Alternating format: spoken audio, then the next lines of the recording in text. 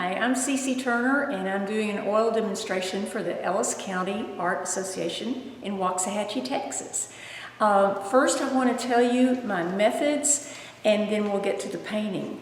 The most important thing to me is a sketch beforehand. And let me show you what I'm going to paint.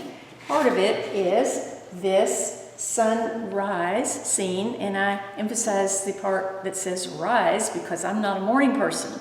And this was in Playa del Carmen, Mexico, and I got up 5 mornings in a row to watch the sunrise, and that is a record for me. So anyway, that's a sunrise, and I'm going to put it with a non-sunrise foreground. This is a marshy area on the way into Charleston, South Carolina in the afternoon. So we're putting 2 totally different times of day and places together. And I'll show you how I do that. But the first, most important thing is to start with a sketch. I always start with a sketch, and this is my little value sketch. I try to limit it to 3 values, light, medium, and dark.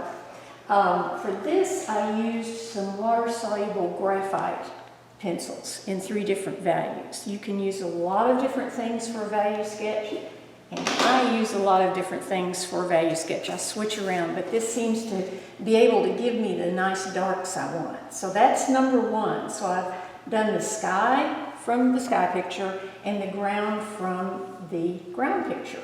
Now, that's half the battle. The other part is, how do I make these harmonious together?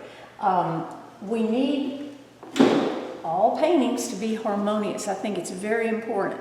So one way of doing that is to use a very limited palette, which I do a lot of times. Right here I've mixed colors from just 1 yellow, 1 red, and 1 blue. And I do this before I start a painting, not all the time.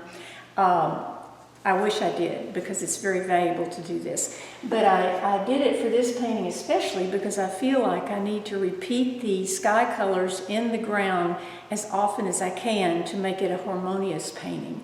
And I wanted to see what colors I could mix for the darks in the grasses and the lights in the sky, and get them all to look like they went together, and I think they do. Now this is what I did for another recent painting, not quite as elaborate as I did here, but this was using 3 colors also, and this was a totally different painting, but I wanted to make sure that my colors were harmonious. It was a more of a tonal painting, which I don't usually do, and I felt like it was going to work. So these are little things that save you some time in the long run, because you don't have to wipe off a bunch of canvases when they just don't work. So I've brought several examples of harmonious paintings. I want to show you what I'm talking about. This artist has used the sky colors all over the ground and in the grasses. If you could see this close up, which I've looked at with a magnifying glass, and there are the purple and pinks in these grasses. And this is another artist that did kind of the same thing. You can see all these sky colors down in the foreground, and I like that. And this one is especially harmonious because it's a very limited palette, and again, he's used the sky and the water colors down in this ground here. So that's what I'm talking about that I need to do today. Now I want to show you my colors on my palette first, and then we'll get started. I use a glass palette in the studio, and it's easy to clean with a little razor blade scraper. So some of these colors I'm not using. These colors right over here will totally disregard because I was painting a magenta colored iris in my front yard the other day, and these were just special colors for that. But let's start with the blues. Not that I'm going to use all these today, but this is my normal palette. I have cerulean blue, cobalt blue, and ultramarine blue. And then here is my wonderful Viridian green that I don't think I could live without. So it is usually part of my palette even when I'm using a red, yellow, and a blue. And it will be today, I'm sure. This is lemon yellow, or I'm sorry, cadmium lemon. And this is a very cool yellow, and this is cad yellow medium, which is a very warm yellow. forget this. I was using it the other day. I'm not using it today. This is another color I could live without, but I don't want to. It's yellow ochre, and I love yellow ochre. This is cad yellow, and I'll use it sometimes, but I like mixing my own orange out of a yellow and a red. So I'll do that, and I'll put it in this space right here. Disregard that. Disregard that. This is Grumbacher red, and it's a very nice, cool red, but it'll go warm if you want it to.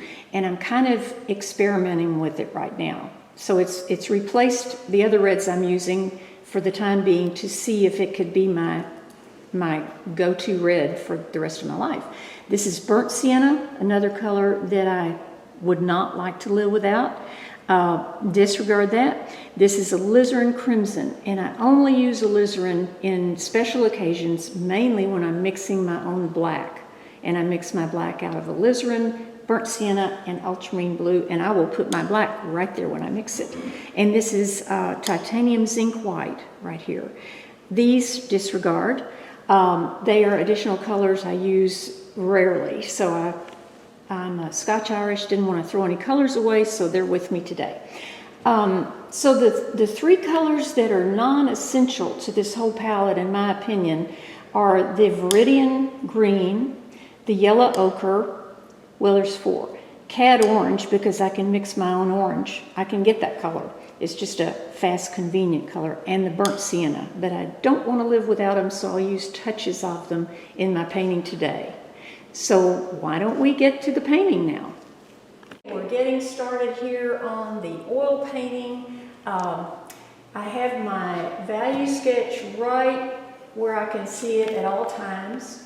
And I have my pictures to refer to. Everything is where I can see it. The one thing I don't advise is to go to all the trouble to make a value sketch and then cover it up with books and paper towels and things and forget about it, because it's really, if you work something out beforehand, that's the way it works to you and you want to refer to it. So first thing I'm going to do is block in with thin paint the dark grassy areas of this, because without them I can't really see my areas of water that I'm going to leave as lights.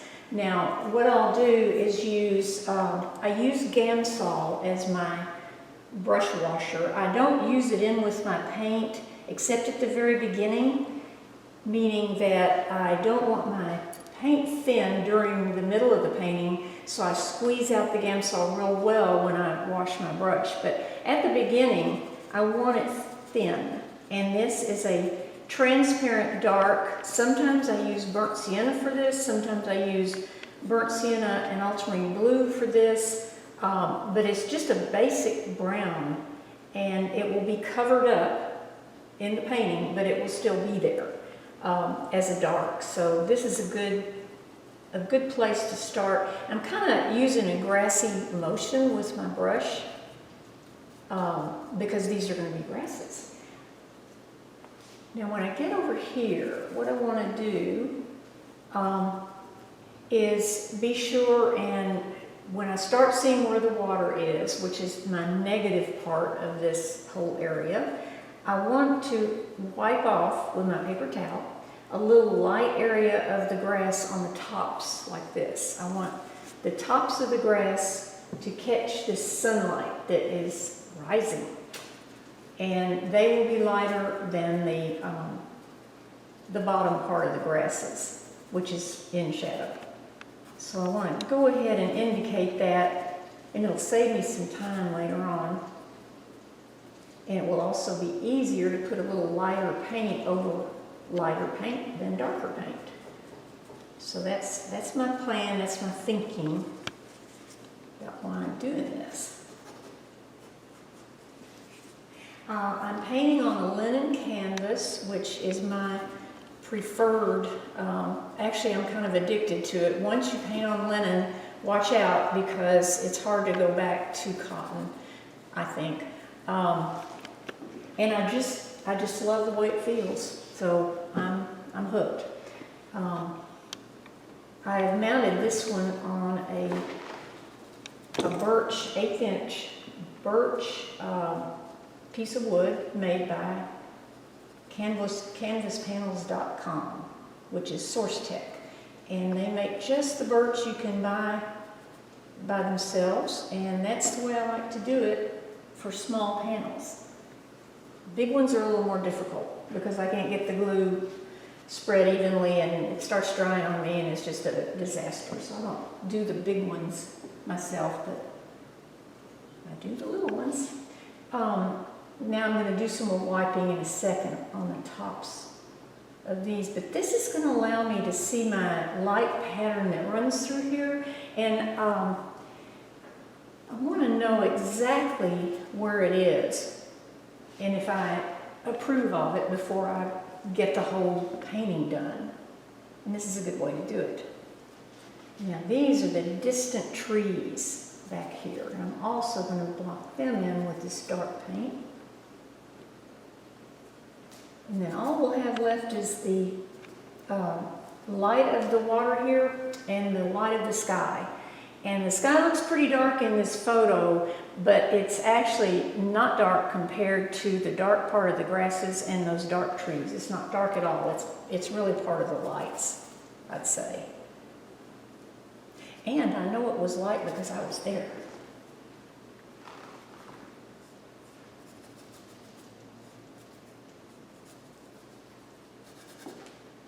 Okay, and then back here, I'm going to thin this just a little. I'm going to have these other distant trees back here that are going to be a little bit lighter than these dark ones. So I'll have a little more depth. Now I'm going to wipe off a few tops. Whoops. I wanted to leave the dark. And I usually wear gloves, or usually always wear gloves. It's just a habit I got into because I know getting paint all over your hands is not good for you. And also, I make a big mess every time I paint. I don't know where the paint comes from, but it's everywhere. And so my hands just stay constantly covered with paint. Then it gets all over everything else, my brushes, and I'm just a mess. So the gloves are the answer. And these tops of these trees are going to also be light, especially right in here. I'm going to make them light. I'm going to use a little artistic license because I don't really have a photo of the effect of this sunlight on this, except in my head. I have the way it probably would work, and so that's what I'm going to convey in this painting. Going outdoors to paint is, we all just can't say enough about how much that helps. Because even if you are not painting a scene on location, like I'm not painting this on location, I've seen enough and painted enough out there to know what is going to happen out there. I feel like I do anyway. Okay, so I'm looking at this from, I'm stepping back and looking at this from a distance. I think I'll probably be adding a few more just stray little patches in here, but basically I want the water to come in here. Well, I just blocked my route, forget that. Come in here, kind of zigzag through. I might leave a little opening here instead of blocking that all the way closed. And when I dip into my Gamsol, I can get this all the way off just about. So I think I'd like to leave a little gap there to go back here. This part is going to be land instead of, but I didn't want it to be confused with the trees, but it's also grasses back right under all those trees. So I think we're pretty good there. So I'm going to go up and start on the sky. I have mixed a little bit of paint, not much, beforehand. And I'm going to start out with this big, huge number 10 brush. It's a number 10 flat because want to do the biggest parts of the clouds first and kind of get them in there, and I'll start with these right here. So I've mixed my ultramarine blue and Grumbacher red together, and it seems to be okay. It's not quite as dark as it is up there. I'm going to see how this looks. You know, I might want it a little darker up at the very top.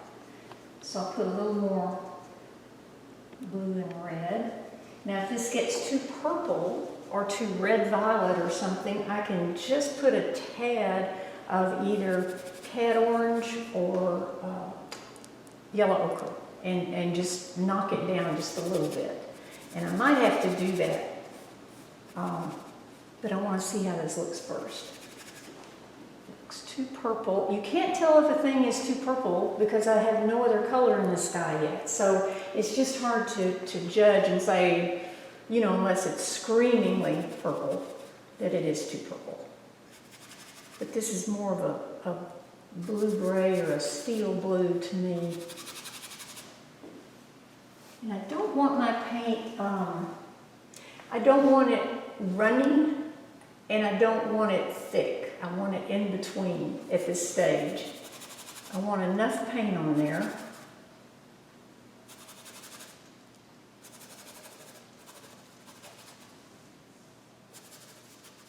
Now these edges are real important. Right now I'm blocking them in as kind of hard edges, but later I'm going to have to be sure that they are wispy and soft like they're clouds. They float, they're air. So I'm going to have to pay a special attention to all my edges. But if you go around doing your edges at the beginning, I like to get the big shapes in first and take a look at the whole thing together and not worry about little things at that stage.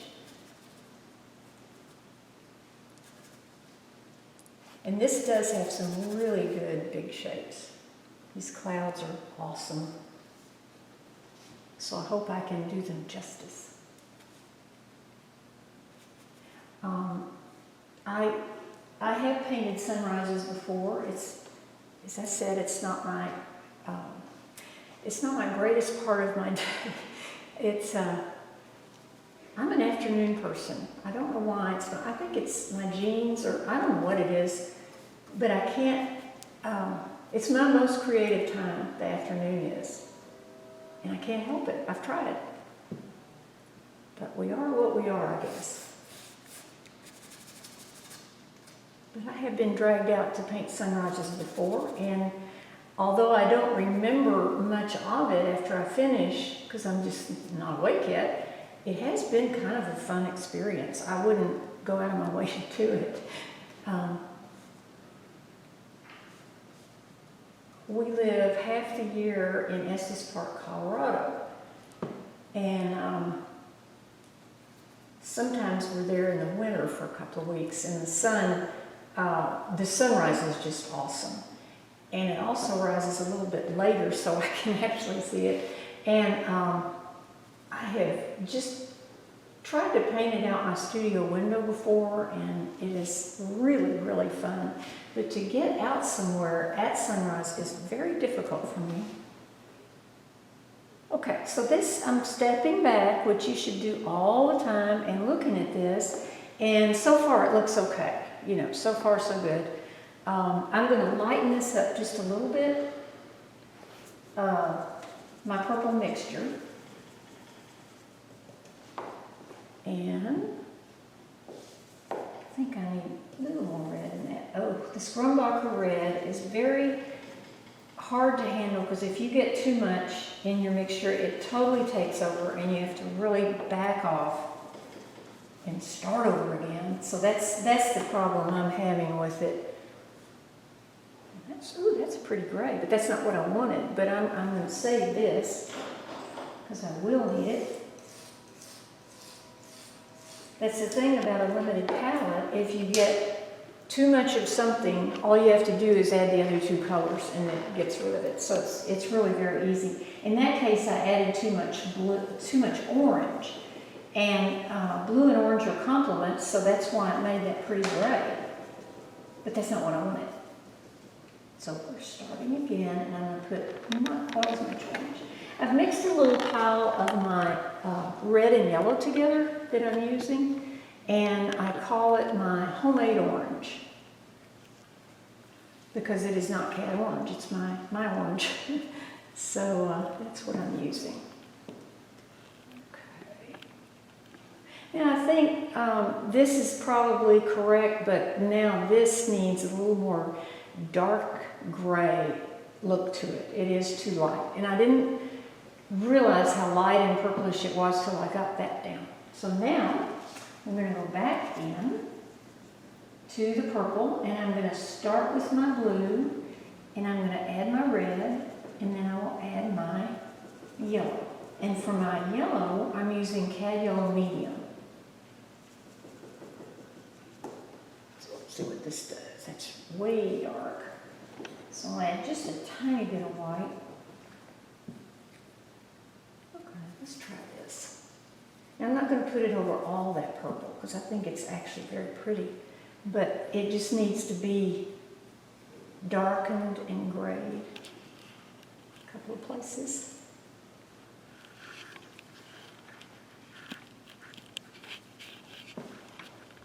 Okay, I think this is going to look better.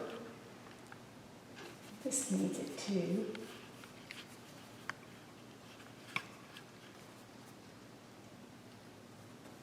Okay, and maybe over here. All right, now I'm not going to fool with this too much till I get the rest of the sky done because this paint will stay wet for a long time and I can mess with it later and adjust it. And I'll wait for that little glow that's right in there. I'll wait to put that in for a few minutes. I just want to get this big part done. I'm thinking maybe I'll go ahead and put the blue in, the light blue of the sky, so I'll have something to judge against.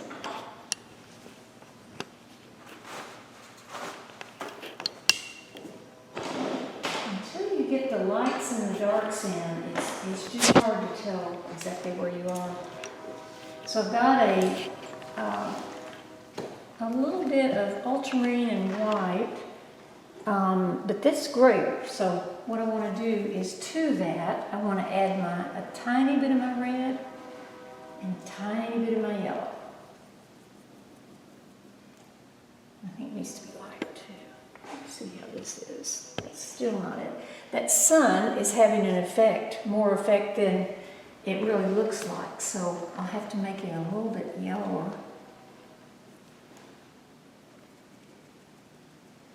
No, let's just see how this looks. It's not actually too bad. I'll adjust it later, but I'm going to go ahead and put it in here. And when we do get the sun in, I can make the effect of the sun up into the sky. And that up there needs to be a little bit darker though. I'm going to go back to my original.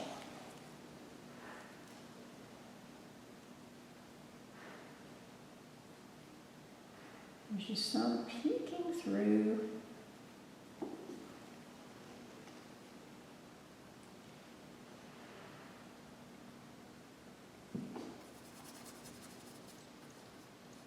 So this is very, very rough at the beginning, and as I said, I'm not spending any time on the edges or anything. Oopsie.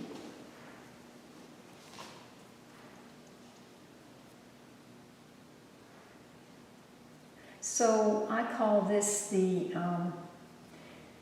kind of the non-fun time. It's okay, it's not bad, but then when you get to adjusting things back and forth and warming things up and cooling things off and softening edges, that is the fun time.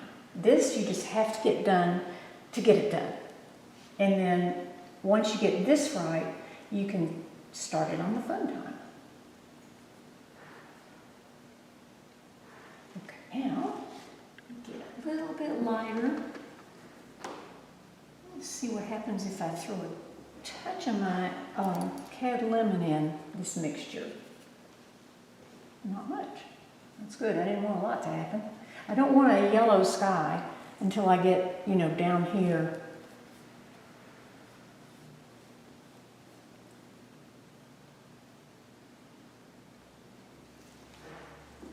But I want to keep lightening it a little bit as I go down.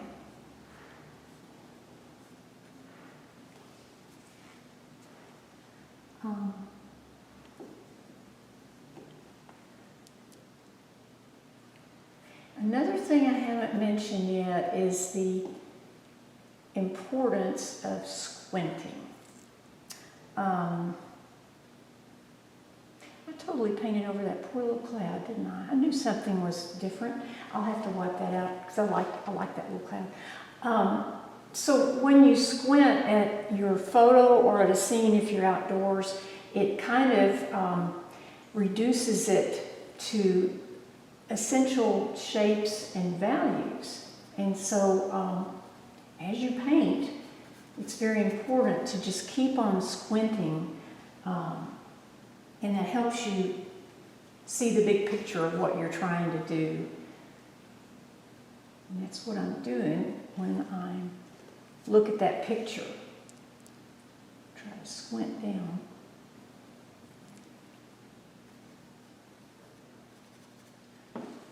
Now, let's, now I've got the sky in, I'll wipe my little cloud out.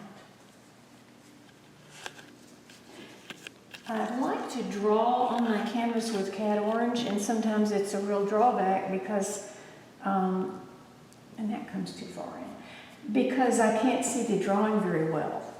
And I just go painting over things all the time. And I realized they were there.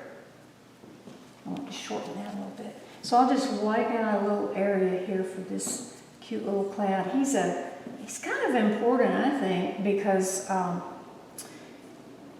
he's a neat shape in the first place, and in the second place, he gives these clouds some more overlapping, because then the big ones, darker ones, overlap him, and he's pushed back, and they look like they're coming forward a little. So that's why I want to keep him in.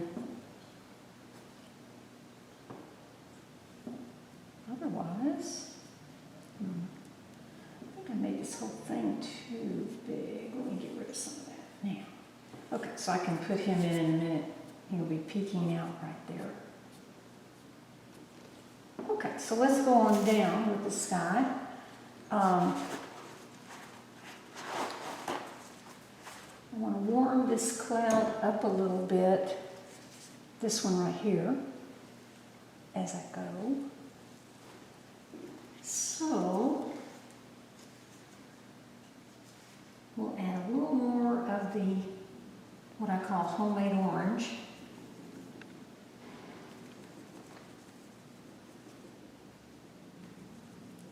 Let's see if I'm warming this up. Not really. I'm going to add a little Grumbacher red and orange.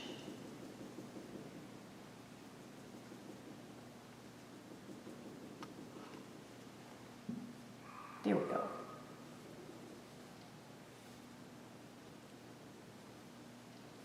I've switched to a round brush. After I got through the really big part, I put my number 10 down, and now I feel like I have a little more control. We're getting into some little stuff down here in a minute, so I just wanted to switch gears a little bit.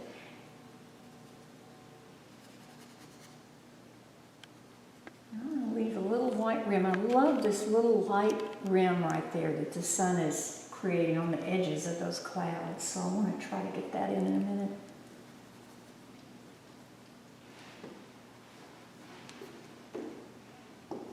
See what happens. This is an experiment. Just putting some orange right over that. There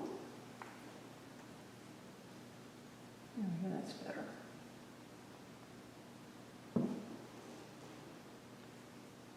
So that warms it up a little bit, and then as we get towards the sun,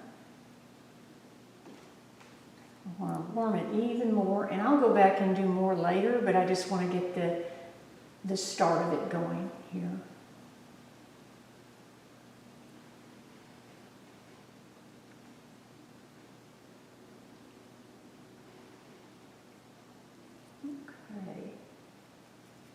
this right here is going to be really, really light, where it's right, almost touching that sun. So, I need a little bit cleaner brush. Let's see how this works. And this is just cad orange and white, and then I'm going to get into my cad yellow.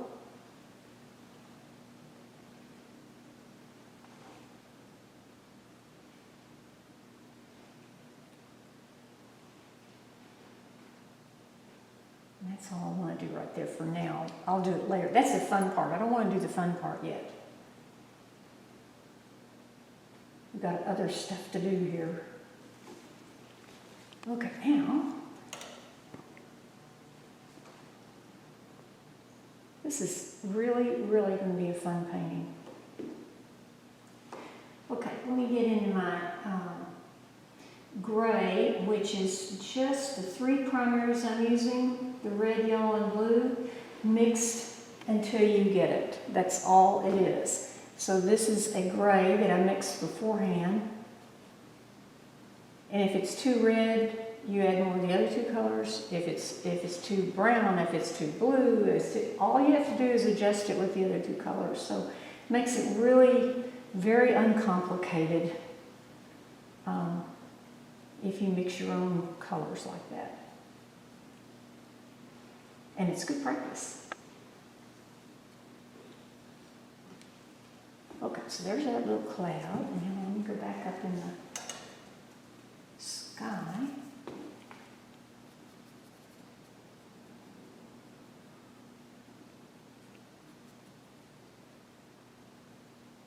Okay, now let's get over into this part, which is more of the kind of pretty purpley colors.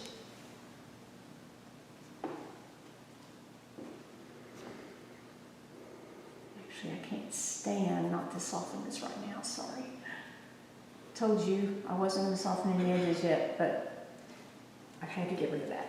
Okay, now I'm going to keep my gray and my orange going just a little, and then add some of this other blue mixture in. It's too bright. And a little bit more red.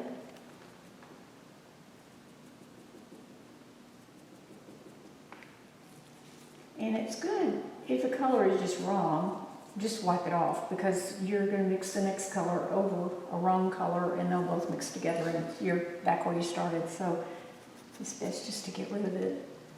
Now this is really going to be warm on the bottoms and everything, but right now I'm just going to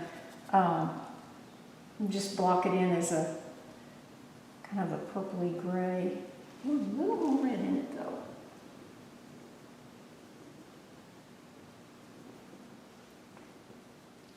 There we go. It's really hard to look at this picture and determine what color is that. You know, it's just really, there's so many beautiful nuances in it. And to try to just make one big cloud out of one color is very difficult because there's so many color changes in this. So you just kind of have to start somewhere and stick with it. I'm trying not to lose my place here. Got these 2 little clouds. Okay, I'm just going to get that one in, all as one big one.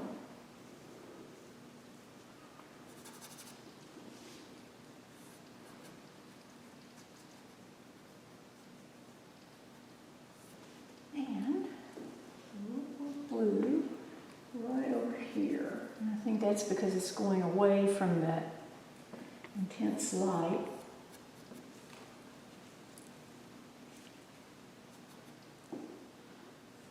There's a little light area I kind of missed. I kind of painted right over it, so I'm going to lift it out because I think it's important. Believe it or not, this was kind of hard to draw. I mean, it's just clouds, but there's so many overlappings and different things going on. It was just not as easy as it looks to draw. Now, get that light back right there. It's okay to adjust as you go. There's nothing wrong with that. I do it all the time. Fingers are good. They work to soften sometimes. Okay, now let's get this right in here going, and then we can get some of that pretty gold color. I actually got that going on my little study I did with the colors. I got some of these goldy grays going, so it can be done with those three colors. And that's what I want down in here in a minute. So I'm going to work on these clouds right in here. And then I'll put the little light sky through them, but I'll get the cloud shapes down first. I'm going to use a tiny bit of yellow ochre in this and see what happens. And I'm squinting again. Oh, that's kind of pretty. It's not what I need right there, but it's kind of a pretty gray. Well, I can use it. I'll be coming over it with some orangey warm color.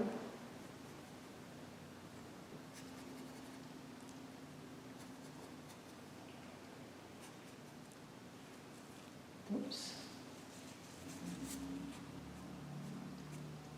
Those are kind of separated and I forgot. I like these two little clouds, and I struggled with the drawing not to make them the same size because they're really not the same size, but they're close.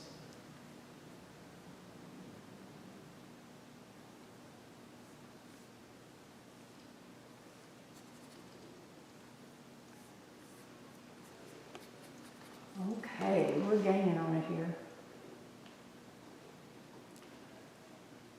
Let me get back in this warm color up here. So I'm doing this cloud right here. I need to soften that. It's starting to bother me because it's so hard-edged.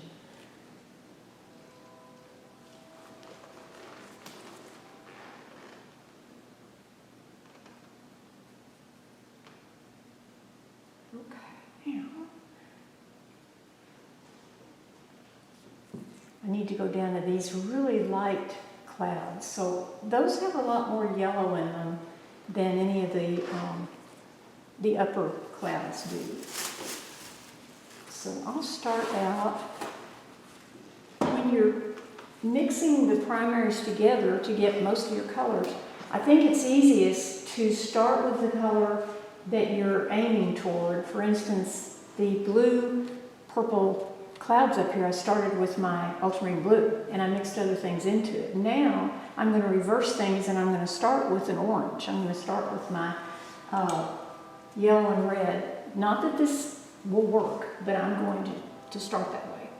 So I'm starting with my yellow and red, and I'll add a little bit of white, and then I will add my blue. Now, there's a danger because I could make it, well, I made it green. That's not what it is. But I need more red in it. I'm just going to put it up here to see what color it really is. Okay. I think I need more blue also. Let's see what this is. That could work. I'm not sure because I don't have the sky around it in yet. Until we get what's surrounding it there, we're not going to be able to tell if it works or not. So we'll just put it in. If it's wrong, we'll adjust it.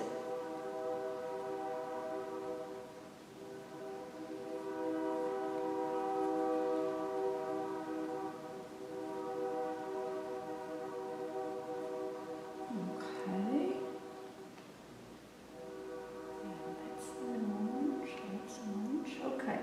This is good. We're about to put the sky in. Trying to see if I can use this color anymore, anywhere. I think I'll step back and look at the painting real quick, just from a distance. All right, I stepped back to look at it, and I realized that I think the next thing that I need to do is get some of the marsh in. This is all very distracting to me when I look at it.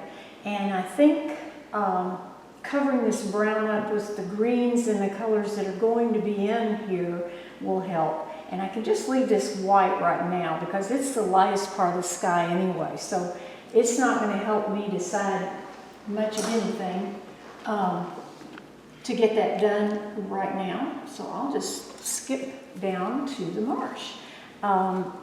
I did notice that I made the background trees a little taller than I wanted them back here. So I'm going to trim them down just a little bit. And they'll be kind of drenched by the light anyway. So it won't hurt to rub them out a little. Okay. And I want more variety in these, so I'm going to put a few little gaps in them. Now we're good to go. What we're going to do is mix the green that I use for the distant trees plus the color for the grasses and for the water out of the colors I'm using. So that will mean my red, my yellow, and my blue in different combinations. So I'll start with my yellow and my blue. Actually, not that much yellow. My blue with a little yellow in it to make a green, and then I'll add a little bit of the red into that mixture. And I think for every green, no matter what colors you mix, some red helps. It helps neutralize the green of the green. We all have problems with greens, and that's why I like to use Viridian with my other blue and yellow mixtures, because it is a great green with colors like burnt sienna, for instance. Now this right here, though, is the blue and yellow with a little bit of red, so I'll start with that. And I'm putting it mainly down at the bottom for the real shaded parts of the trees. Oh, I want to make this a different. These are distant. I just said that. So I want to make them a little bit different. Lighter and grayer than these. Now these are backlit because no matter if it's afternoon like it was in this original photo of the marshes, or early morning, these are backlit. So they are in the dark, basically, except for maybe the tips of them near the sun. And that's the way it would also be at a sunset. I know a lot about sunsets, because that's when I'm alive. So we'll just make that color in a minute. So let's deal with this one first. Now, I'm going to offer a little variety and mix my burnt sienna and Viridian together and kind of intersperse this in a few places. John F. Carlson says that uprights are the darkest things in the landscape, and they are, because they're standing upright. So my grasses are going to be pretty dark, except I plan on the light hitting the tops of the grasses, like I said when I was blocking those in. I can go ahead now and use a little bit of this dark, adding a little more brown to it, at the base of my grasses while I've got it on my brush. Because I want these real darks down here in the grasses. So I'm kind of alternating burnt sienna and my dark green down here.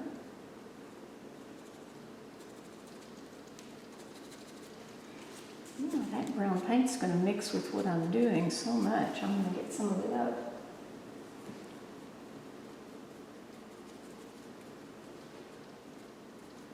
You know, a good thing I think to do, and I do it most of the time, is to work all over the canvas. Because everything kind of needs to come along at the same time. And that's what was throwing me with doing all the sky and leaving the marshes, just the brown block-in paint that I'd used. It needs to come along too. So this is going to help. That way, everything can relate to everything else all at the same time. And there might not be as many surprises at the end of your painting if you do it that way. And these are in the very front, so some of them are going to be taller. So I'm just going to go ahead and bring them up right now, maybe even crossing over the other grasses. And I'm squinting. When I stand back, I'm squinting at this.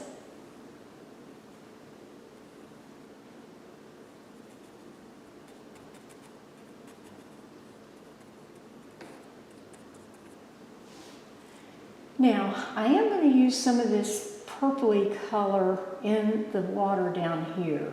And I'll get lighter and grayer and oranger as I go towards the sun. But I think that'll also help to get rid of this white canvas down on the water area. It'll help me anyway.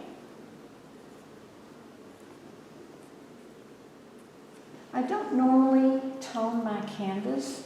I think it's a good thing. I think it's a real good thing to tone it with a tone, a color or a gray or whatever. Lots of people use lots of different things. But I don't normally do that. And I think, I've tried to figure out why it throws me off so much to do that. And I think it's because I have painted watercolor for so long that I am so used to looking at a piece of white paper that to have my canvas covered with color at the beginning it just blows my mind. I can't do anything until I get that color all covered up with paint. It's throwing me off. So that's kind of my reasoning that I'm that way. But I don't tone my canvases. Okay, so I'm getting some of the grasses laid in, and now what I want to do is mix a little bit lighter color for the mid color of the grasses before it actually reaches up and the tips get caught in the light. So I'll be using a little bit lighter green, and again I want to vary this color with the three colors I'm using, the red and the yellow and the blue. I want to vary it and not have all these grasses green. So I'll be bringing in some of those other colors that these three colors can make. And I do even need to repeat these purples in the grasses. I've been thinking about that, and I'm thinking I need to do it. And I don't think they'll be real obvious. If the eye just sees that color down here in a few places, I think that's good enough. So why don't I make some orangey greens now? So I'll mix my homemade orange into this green that I already had mixed up. We'll put some of that around. And I want to concentrate on the lightest grasses being in the middle here where the sun is.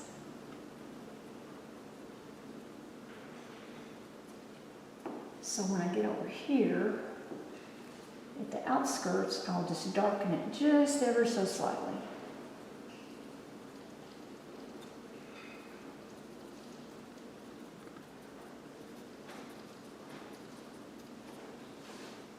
Okay, now I'm going to go ahead and put some of the water in to get rid of that white. I'll just start with a lighter version of this purpley clouds and some of the blue, and go lighter and lighter and lighter as I get to the sun.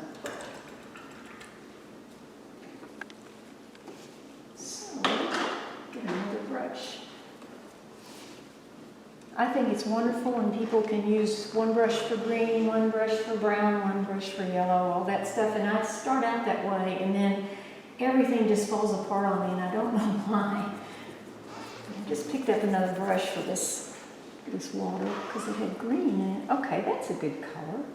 It's a fairly good color. Let's use that as a base color, and I can add some light blue into this, and until we get some of it around, we're not sure if it's right or not, so just got to get something on there.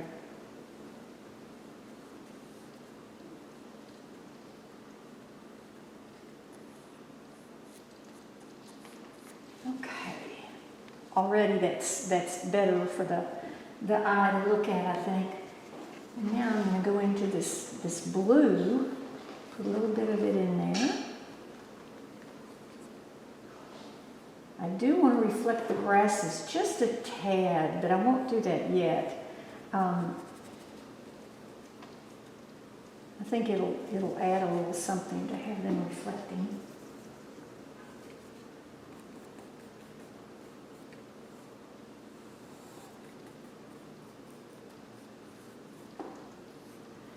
We're almost getting to the fun part, and the fun part is going to be that part in there, making it glow like this. And I hope I can do that.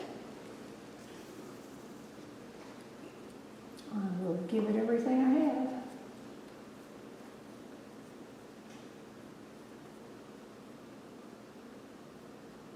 Now another way to repeat the color down here, besides in the water, I want to repeat it in the grass, is to actually do a little negative, like you would do a sky hole in a sky, do I guess you'd call it a grass hole, and put the color in between a few of the grasses. Negatively. Of course, you don't want to make them the same size like I just did.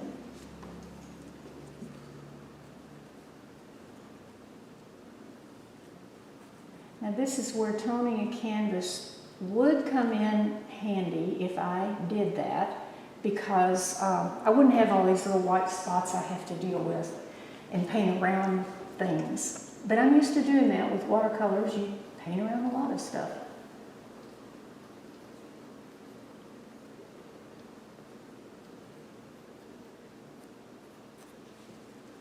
Okay, now let's get back up here and get a little bit lighter. So we're actually going from this part of the sky reflecting down here to this part reflecting more up in here. So I'll get into my light gray I was using.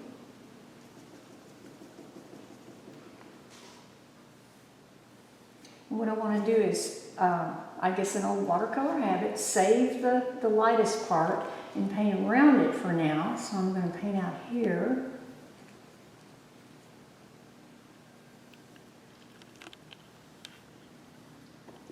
And then I think I would like to hop back to the sky again. Get these outskirts done.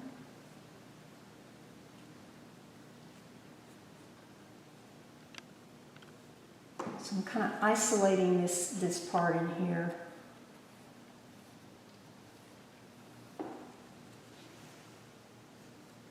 Now this part right under the trees is going to be land actually. So I want to go ahead and put a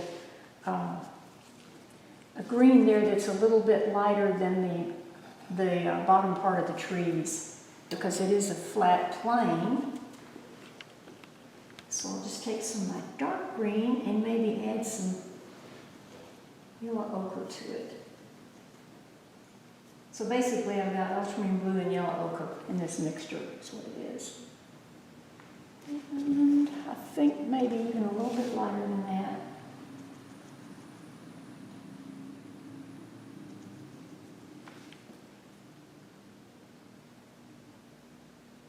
And for now, this will be fine.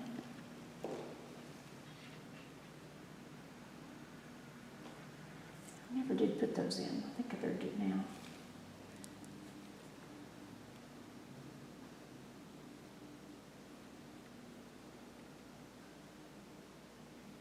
Oh boy, this is really getting fun. I think there's a point in every painting, whether it's an oil or a watercolor, that you're into the fun part now. And this is going to be the fun part. When you can adjust things to make it fit your idea that you have, and you're not just blocking in shapes, you know, that's very important. I'm not saying it's not, because it is. But now you can really kind of put yourself into it more when you get that part finished. Okay, so this color over here, I want it to be cooler than this color right here. And a really good combination for that is my good old Viridian Green and alizarin crimson. And that's one of the few times I use alizarin is in this mixture and also in making my black. Now, if it comes out too emerald green looking, add a little bit of yellow ochre to it. Not too much, because then you'll warm it up too much. In this case, I might put a little of my purple in it. Let's see how this looks. You really don't know till you get it up on the canvas. Ooh. Well, it's a pretty color, but it's not the right color. So, needs a little more red in it. That's kind of the disadvantage of using Viridian. It's a little bit strong and hard to tone down sometimes. That's better. And a little more yellow ochre. I'm always afraid I'll add too much and warm it up too much, but it really helps to add yellow ochre to it. I think that's gonna work. And then when we start getting over to about right here, we're gonna make it sunlit anyway. So I think we're okay. And then I'll go ahead and make it dark at the base because the sun won't be catching that part.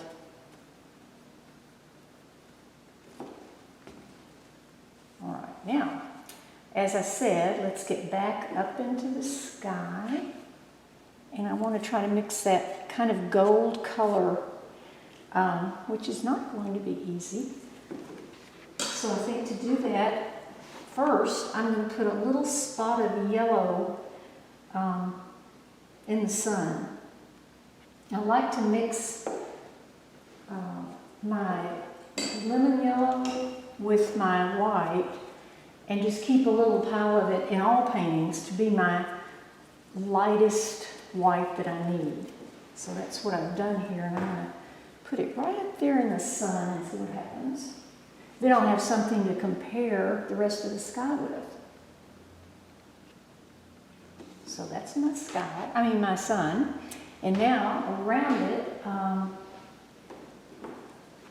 think I'll get a little bit of cad yellow with the lemon yellow. Come around it, and this is where you really want to keep your brushes clean.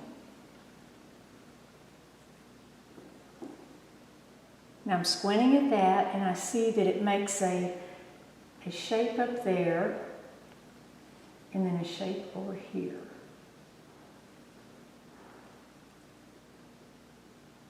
Okay, so I have something now to compare everything with. I've got my lightest light in the sky.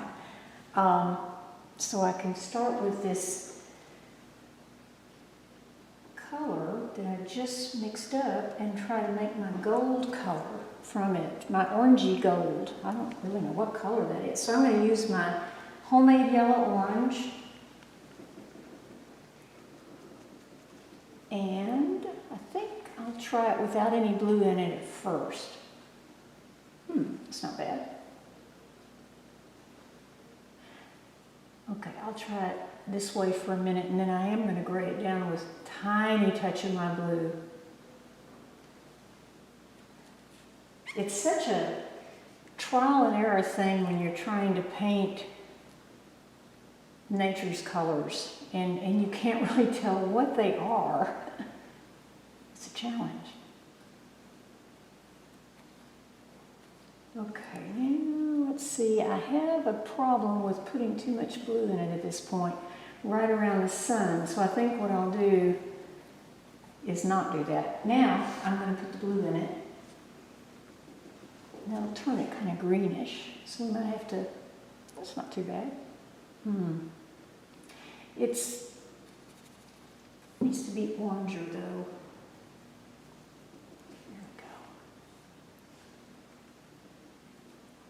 And I've got to get progressively darker as I go out here, because that's what it does.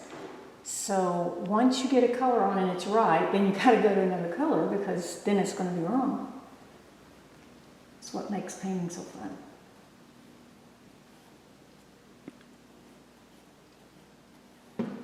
I'm saving room for the light on the trees here.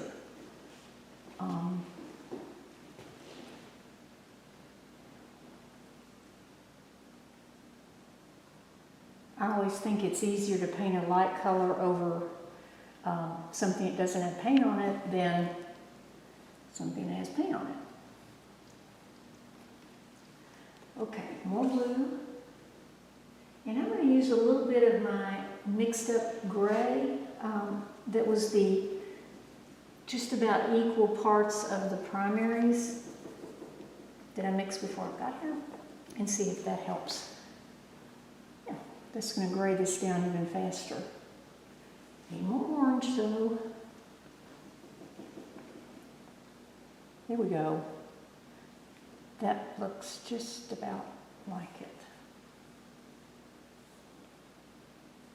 And then it gets darker out here because there's more sky over here than there is over here. So it's going to be a little bit darker.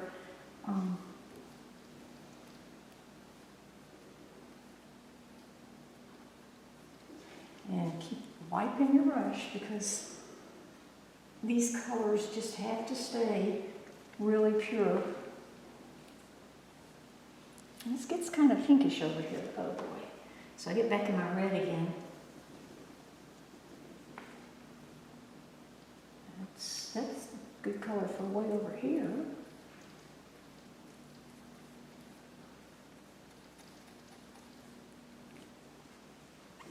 Get a little lighter. Nope. Oranger.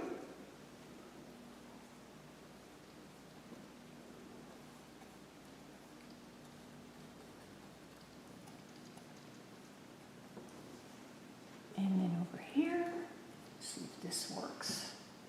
Yeah, I think it is. And I'll go up with it here.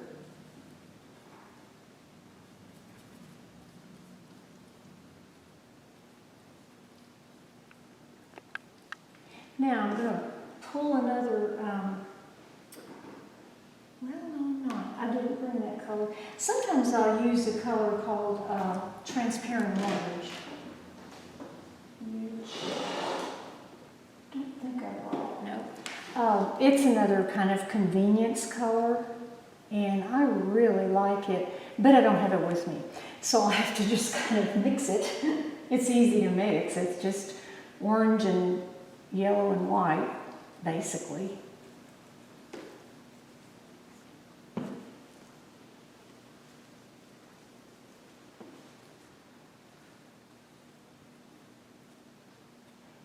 Okay.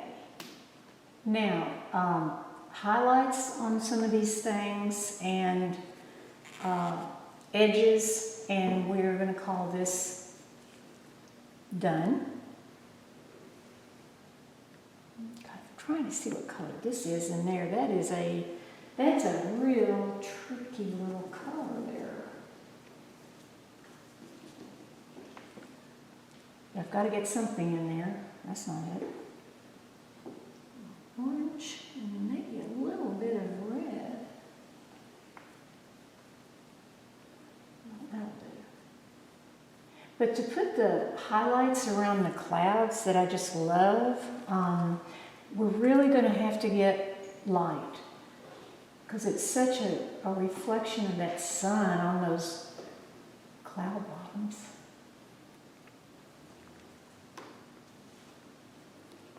I just had to get this white covered though.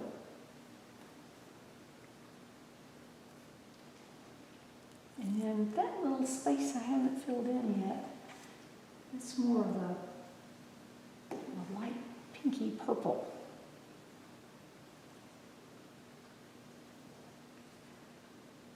We are definitely gaining on this.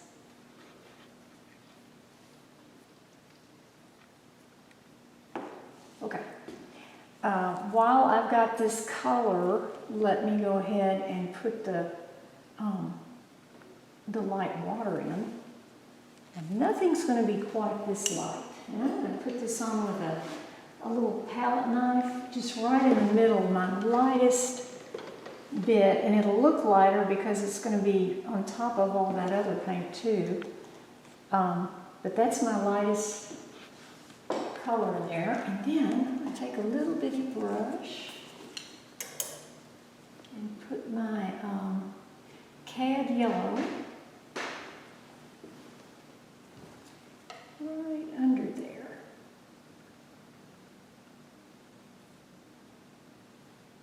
And then maybe bring it, excuse me, down just a little bit.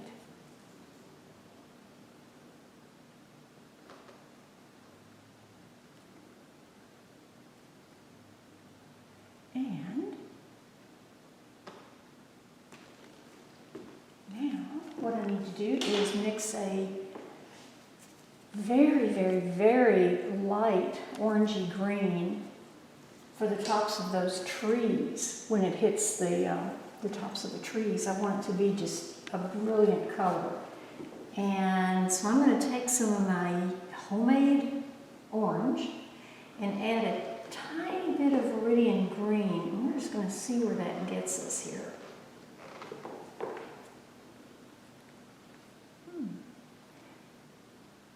This could work. And it'll get less and less and less as it goes out that direction. So I'm thinking that's going to work. And let me do it a little bit over here in these trees.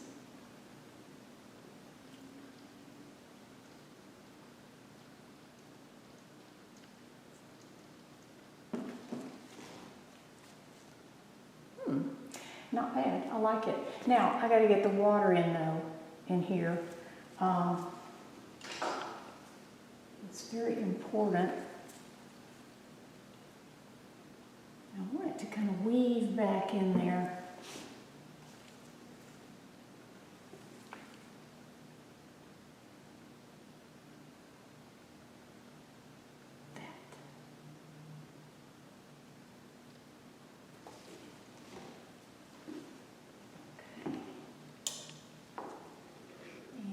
More of my orange.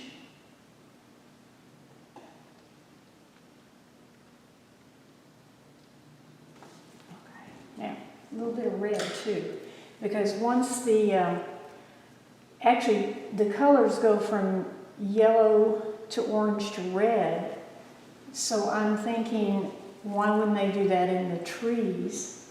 Almost afraid to touch them, and I'm going to touch them. So I'll get some of my red and just very, very, very lightly put it in there. Okay.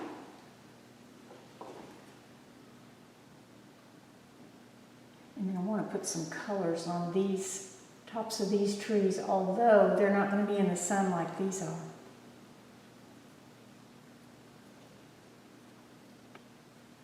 Some of this I'll leave a little bit undone because I don't have time to totally finish this off, but it'll be enough to where it is, just needs some fine tuning, and you can really get the big picture of it. I'm softening edges. Okay, water, and then the next thing I'm going to do is put the little, very important reflected lights on these clouds where the sun is hitting the real thin part of the cloud, and it just really makes it glow. So I want to get that in. So now I'm mixing some yellow and white. I think that's too yellow. I want the lightest thing to be right here, and the water is just about there too, but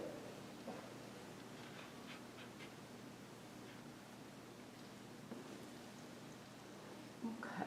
And then I think I'll get into my cad yellow. I kind of like that right there, so I think I'll reflect that part right there.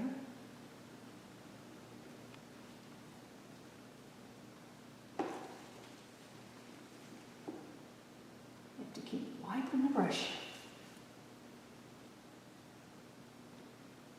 So this way I'm carrying the yellow of the sky down into the foreground. What I might even do is wipe off a little of this and put some right here.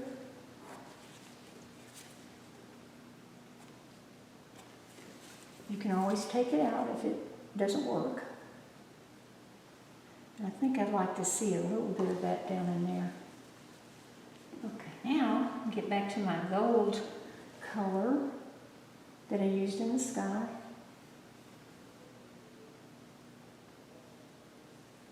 A small brush. Oh, I didn't think of that. Okay, so here's my gold.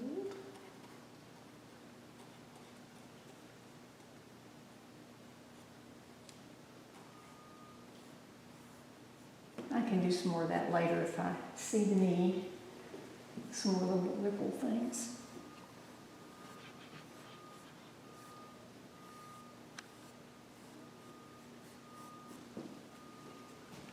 Okay, now highlights up in the clouds.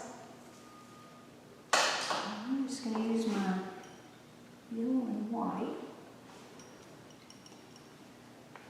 with a palette knife, and we'll see if that works.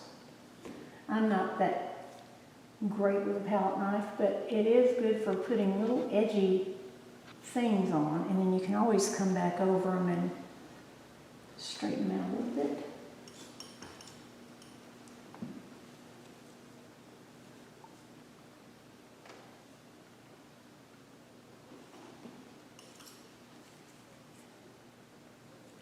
I hope the camera picks up what the effect of this is.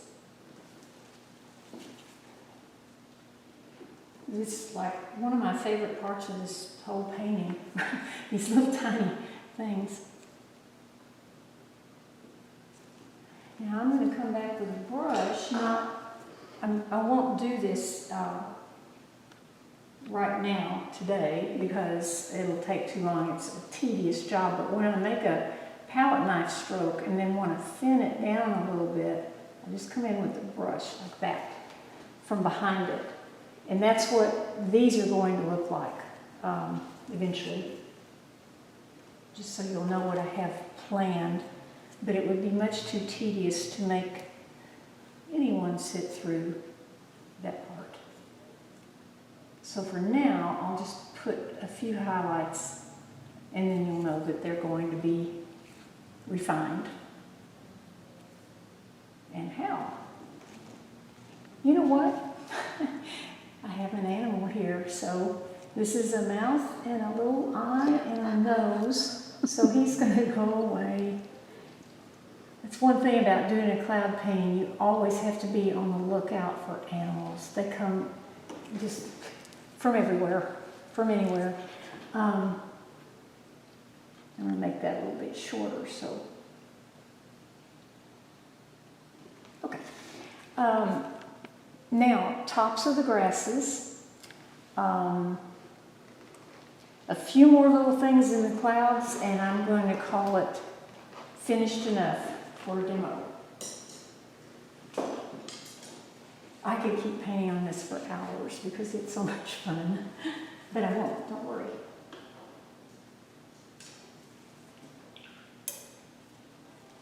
Now, one thing I do want to do though, I'm back to my little bitty brush here. There's some little bitty wispy things. I left white canvas, and I actually did this on purpose. I want to go ahead and put some of my yellow and white paint right there to be the little wispy floaty clouds that have detached themselves or whatever.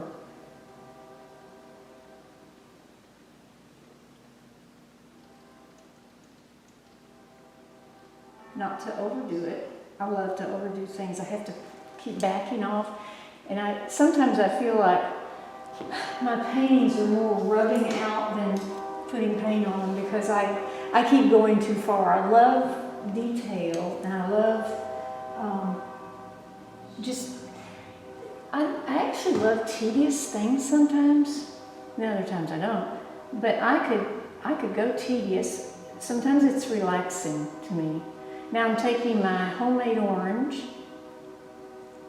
on the tip of my brush, and I'm coming up with my grasses that are around the influence of the sun the most with this orangey. And then I think I'll switch to yellow. Some yellow.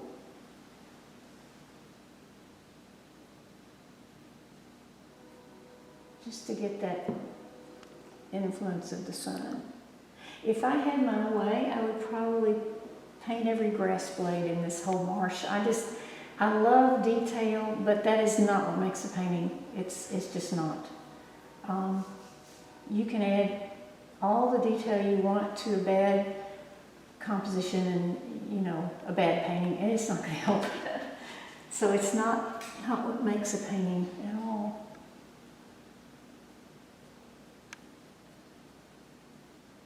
Okay, so there's my light little grasses, and this needs a little more light. Well, now, I'm just going to soften a few edges, and then I think we're going to call this a day. And if I did tone my canvas, I wouldn't end up with little white spots and have to go back and fill them in, but I still don't like toning my canvas. I'd rather go back and fill in the white spots.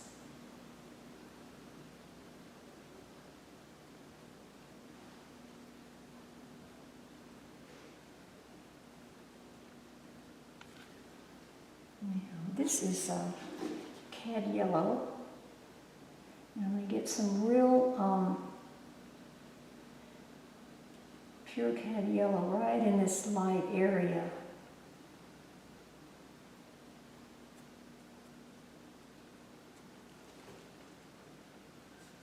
I'm squinting. As I said, I want this to glow.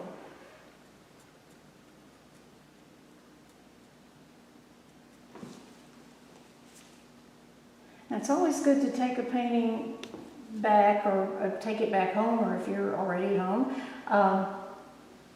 look at it again the next day with a fresh eye. I can't emphasize how important that is, because things will jump out at you that you have not noticed at all. And another thing I've learned to do, and a lot of people do this, I thought I was the only one that I've invented something that's really cool, but I didn't. Take a picture with your cell phone of a painting. And I don't know what it is about seeing it on the small screen like that, but man, things jump out. Just great. Now, I also said I was going to reflect some of the grasses, so I'm not going to do a lot right now, but I just want to show what I am going to do in a couple of places. And that would be just to pull that, I'm just using a little bit of burnt sienna here. I figure it's over the purple gray, so it's going to gray itself. And I think it'll just add a little bit, for one thing, it'll make these grasses look like they're in the marsh, not floating up on top or something.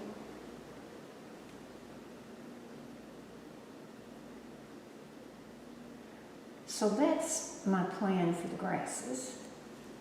And then in the sky, I want to just go back, and I think this will be the last thing I'll do before we just call it a day. Go back with a color that is lighter than the cloud and a little darker than the sky. So I've still got my cloud mixture mixed up. I'm just going to hope that will work. Make it a little bluer. Let's see what this looks like. I'll do it out here where it doesn't matter. And just very lightly, I'm holding this brush so I can drop it at any time. And I'm going to, it's important, of course, to do this while your sky's still wet. You can't really do it the next day. So if you're ready to quit painting, drop it, and drop everything. Don't drop it before you do this, or you'll have to kind of repaint the whole sky. And I'm just going in and just taking the edges. Maybe not every edge needs softening, but this is what I'm after, right in there. More of a look like that. Because clouds just don't have a hard edge like that. I mean, they just don't. So I want a more, I guess you'd say organic looking, or something wispy, and some of the sky can come into the cloud, some of the cloud can go out into the sky. And notice how I'm turning my brush all different angles to do this. I don't want it uniform at all. And that's going to be one of my little bitty light places, so I'm not going to do it right there. But this just adds that little airy feel, I hope. And it's fun. I enjoy doing this. And I think I'm going to lighten that spot right there just a tad.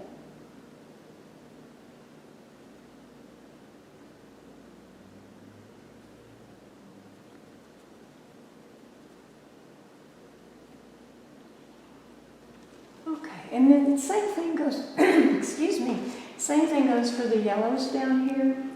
I've got this cloud right here, and besides needing major lightening, it needs softening because it's pointing like a big arrow right now, and I don't want it to do that. So I just took some of my homemade orange on my brush, and I'm using that.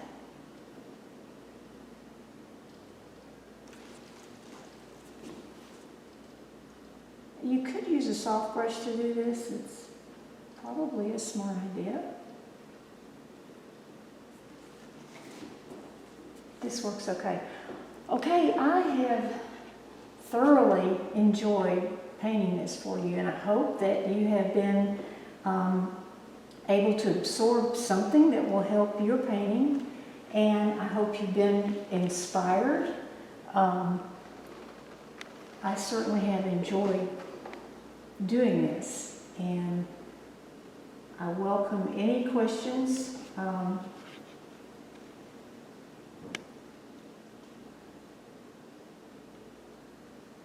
You can send me an email or whatever. If there's any questions about what I did, let me know. And for now, I will sign off. Thank you.